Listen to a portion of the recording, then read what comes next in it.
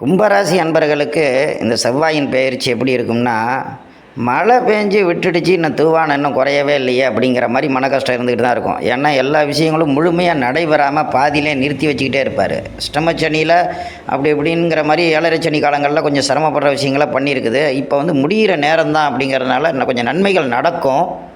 என்னதான் இருந்தாலும் ராசிக்கு 2ல் சனி இருக்கிறது, லக்னாதிபதி அங்கே இருக்கிறார். தேவைகள் கிடைக்குங்கிற விஷயத்த பண்ணிடும். அதை பார்த்திங்கன்னா நம்ம மனசே கஷ்டப்படுற மாதிரி உள்ள விஷயங்களை நடத்திட்டு தான் அந்த விஷயம் வந்து நமக்கு கிடைக்கும்.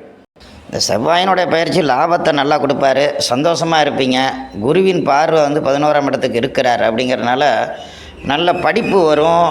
வாத்தியார் மூலியமாக உள்ள விஷயங்கள்லாம் நல்லது நடக்கும். பேங்க் ஸ்டாஃப் இவங்களுக்கெல்லாம் நன்மைகள் அதிகமாகவே இருக்குது. பண விஷயங்களில் கரெக்டாக கையாடுதல் பண்ணுங்கள். ஏதாவது பணங்கன்னு காணுங்கன்னு அவங்க மேலே பழி வராத அளவுக்கு நடந்துக்குங்க.